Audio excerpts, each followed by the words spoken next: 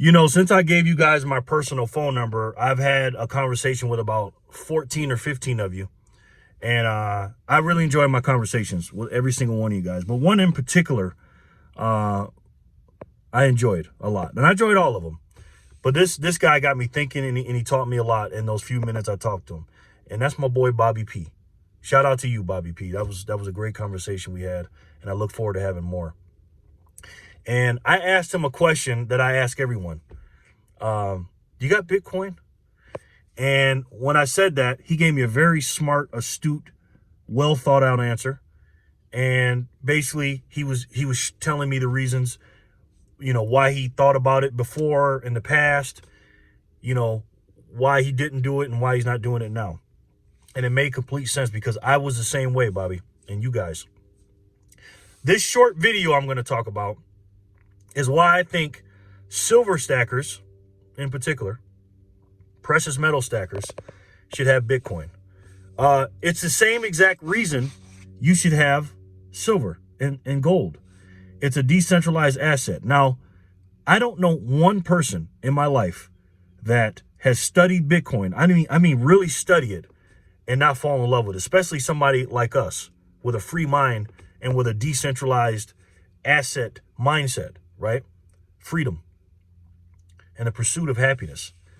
Bitcoin is something I have never seen, like I've never seen. I used to think a long time ago that it was for crime because I knew some people that were buying stuff on the dark web and stuff like this. And I heard about it and all this stuff. And I'm thinking, wow, and I never, ever, and this is before precious metals. I never got into it. I never, knew about it.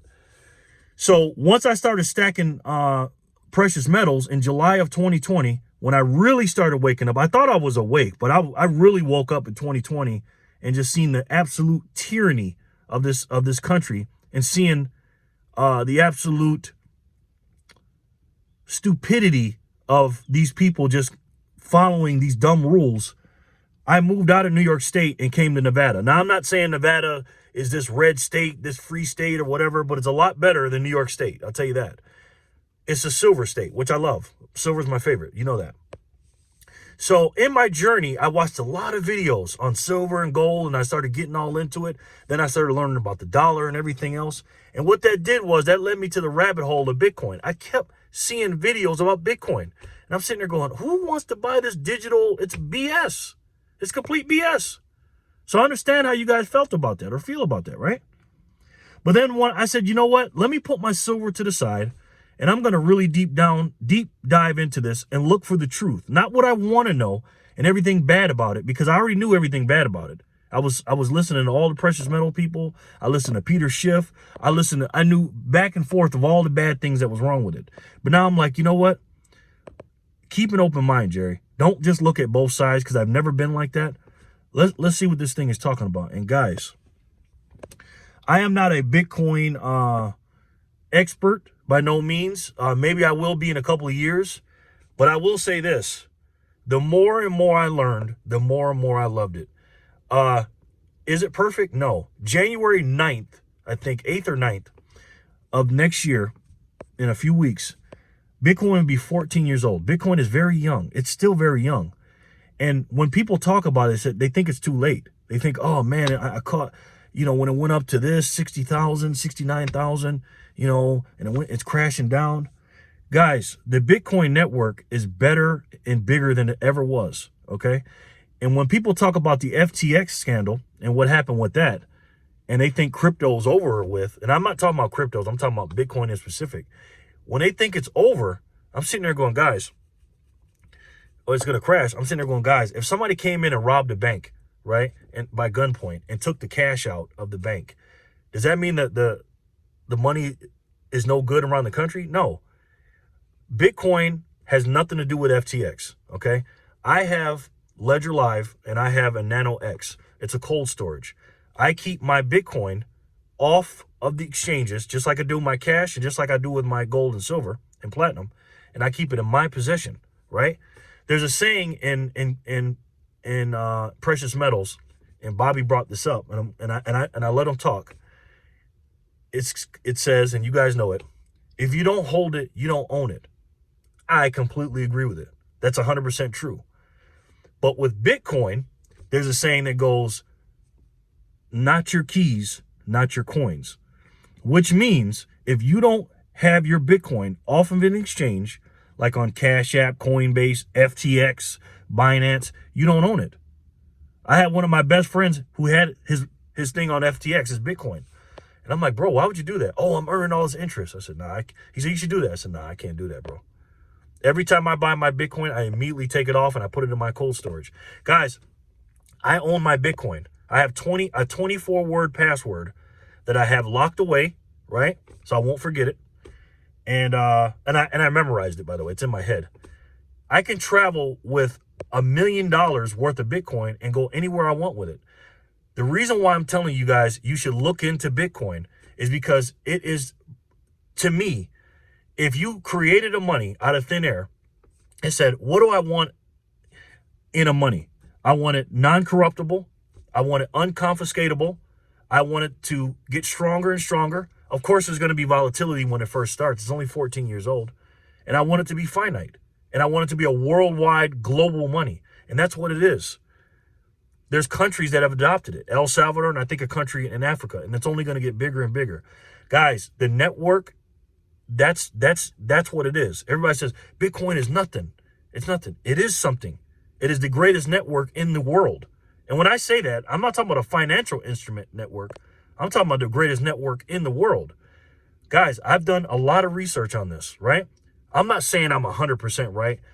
I listen to Bitcoin maximalists. I listen to people that are into Bitcoin somewhat. I listen to people that are into cryptos, that Bitcoin is secondary or third to them. I've listened to the Bitcoin haters, and I've listened to them all.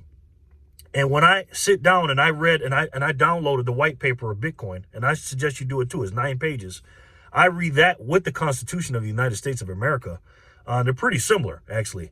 Satoshi Nakamoto, he was a brilliant man, woman, group of people, or whatever. And he created, in my opinion, the closest thing you could get to a perfect money. And guys, I truly believe this. I truly believe this. I believe in the next 10 to 30 years, America will lose its world reserve currency. It'll be a changing world order. And if you haven't read that book, Changing World Order by Ray Dalio, watch that video, that 44-minute video. That's just a synopsis of it. I have the book. It shows you how there'll be a change in the power. And I truly believe China will be the world reserve currency. Did you see the deal they did with that certain country that I don't want to name that has to do with oil? Do you think they're going to be exchanging U.S. currency for that oil? Our number one enemy is those people over there, which, by the way, this administration is in bed with. But we'll get into that in another video. That country that's our number one enemy banned Bitcoin because they want complete and utter control. Bitcoin cannot be controlled. It cannot be stopped. Bobby made up a good point. He said, well, they can tax it. They can do this. Maybe. That's true. But I suggest you do some research on that, right? I'm not telling you it can or can't. Do your research. I'm not here to tell you for a fact that I'm a Bitcoin expert and I can explain everything to you, because I'm not at that point yet. I bought my first Bitcoin in February 2021, about 6 months after I started stacking gold and silver. And let me tell you something. I bought in the 60s. I bought in the 50s, 40s, thousands, 60,000, 40,000, all the way down. And I'm holding. I am holding my Bitcoin. You don't have to buy Bitcoin, one Bitcoin at a time. You can buy them in Satoshis. And what a Satoshi is, it's you take one Bitcoin and divide it up into 100,000 little pieces. Each Satoshi is worth 1/100,000th of a Bitcoin. That's another thing. It's divisible. Every single thing that we talk about with fungibility, divisibility, transferability, portability, all those things that are money, it's everything and more. Bitcoin is. Bitcoin, to me, is the first cryptocurrency. Don't get me wrong, but it's not the same as the other cryptocurrency or the shit coins. All those other coins, that's what they call them, shit coins. All those other coins, including Ethereum, have a CEO. They have somebody in charge of them. They have somebody that is a board of this and trying to make it for that. Bitcoin was made for one specific reason. Because in 2008, when the housing crash came and they're printing all this money out, Satoshi Nakamoto said, we can't have this anymore. Because obviously they took us off the gold standard in the early 40s and then really cemented it in 1971. He said, we need to do something. Uncorruptible, unduplicatable money that we can't print. There's only 21 million of them, and there's actually less than that. Because of people losing their keys and people dying and stuff like that. They say about 14, 15 million. And that's all there's ever going to be. So every time you buy Bitcoin, however many Satoshis you buy, you are buying a finite piece of a very finite item. I want you to think about this. Let's just say I'm right and the people in Bitcoin are right. And let's say it goes up to however many dollars. I don't look at it like that. I look at Bitcoin the same I look at gold and silver. I measure it, gold and silver, in ounces. I don't give a shit about the dollar fiat currency price on it. I don't care about that because the ounces never change. The same thing with Bitcoin. I count how many Satoshis I have, right? Because it's finite. I love gold and silver. It's great. I don't know exactly how many gold and silver ounces there are. Nobody does. No one person can tell you how many ounces of gold and silver are. But you can with Bitcoin. You know for a fact that there'll never be more than 21 million Satoshis. You know that. Now, you don't know the exact number, but you know there's not going to be more than 21 million. In my opinion, it's the perfect money. So when you look at a digital money, because that's what we're going to, people keep thinking that the dollar is going to crash. In my opinion, it's not. It'll be a CBDC before it crashes. And they're already starting it. They already did that. I should have made a video about that. They already ran the tests and everything. I don't know how that came out, but they're definitely going to do the CBDCs because the CBDCs, the thing that we hate the most, if you go on Bitcoin Reddit, the Reddit page on Bitcoin, they say the exact same things we say. We need to stay away from CBDCs. CBDCs were made to try to fight with Bitcoin. Now, which one would you rather have? Untraceable money that anytime you spend it, they don't know what you're doing, and you can do what you want with it and be freedom and not have any control over you? Or would you rather have a money, aka the CBDCs, that know exactly what you're going to spend? Because trust me, when the CBDCs come out, there will be no more IRS people because they're going to tax you right then and there. If me and you sell silver to each other and we don't have any cash and we're doing a CBDC, the person that sold it will be taxed immediately on the purchase. And by the way, they'll know what you're spending it on. And if you don't hit those social little points, social credit scores or whatever, they'll say, you know what? You can't buy any silver this month. Or you're buying too much meat. You can't do that anymore. So I think there's going to be three choices in the future. I think it's going to be a CBDC. I think it's going to be the digital Chinese money because they'll be the reserve currency. And then it'll be Bitcoin. I choose Bitcoin. And for those of you that think that we're going to be transacting in silver and gold, as much as I love silver and gold, guys, we're not going to be transacting in silver and gold, okay? If shit hits the fan, and let's just say all electronics go down, and that was a good point you made up there too. Because if the let me say that real quick. If the electricity goes down, and there's no electricity at all in the world, guys, you got way bigger problems than worrying about your Bitcoin. Because that's what he said, and that's what other people say. What if the power goes down? Well, first of all, if the power goes down, let's say it goes down for 5 years and it turns back on, your Bitcoin's still there. Now, you're not going to be able to use it, obviously, but you're not going to be able to do anything. You're not going to be on the internet. You can't do anything. So do you guys really think that we'll be transacting in silver and gold? No, you'll be transacting in cash.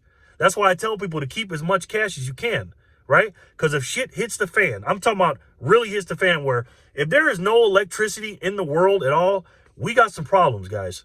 Bitcoin's going to be your last thing you're thinking about. You need to have as much cash out of the banking system as you can because you're not going to be able to get it out. That's the first thing. Second thing, people don't know about silver and gold. There's only a small percentage of us that know about it, correct? So do you think that somebody's going to, you need a farm or a cow or something like that? Yeah, people that don't know what silver and gold is, do you think they're really going to take that silver or gold? Some will. And how's you going to educate them on it? You going to bring a silver and gold book with you? There's no internet. There's no internet. They're not going to know about it. And I'm not saying that to knock silver and gold and platinum precious metal stackers, because I do it too. I think constitutional silver, I think that'll work a little bit because it's recognizable money. I don't know how much they're going to give you for a dime or a quarter. I don't know if everything will reset, but I think that stuff will be used a little bit in small in pockets, but everything else is going to be barter and cash, right? And then once the power comes back on, then I think the reset will come, and then your silver, gold, platinum, and all your assets will go up, and then Bitcoin will shoot to the moon if that happens. So let me know what you guys think. I hope I sold you on the idea of looking into Bitcoin, not to buy it or anything else, a bunch of it. I do suggest you buy it though. I do suggest you get yourself a cold storage, buy whatever you're willing to lose. Okay, if you're willing to lose $50 or $100 or $10 or $20, get it, and then learn about it, and then move it around and see how it works, and literally learn about it. Learn about it and learn it like this is the only electronic money that I can use, because I'm not going to use the CBDCs. So if I had another electronic money I can use, let me see if this Bitcoin, if this crazy dude named Jerry knows what he's talking about. Because trust me, the mainstream media does the same thing with Bitcoin, even more than with Bitcoin than they do with the gold and silver. And what do? They act like it's nothing. They act like it's a stock. They put it on a stick on a ticker, and they act like it's stock. It's not a stock. Yeah, it's got a price, so does gold and silver. But we physically own it, the gold and silver. And just like not your, if you can't hold it, you can't own it. Same thing with Bitcoin. If it's not your keys, it's not your coins.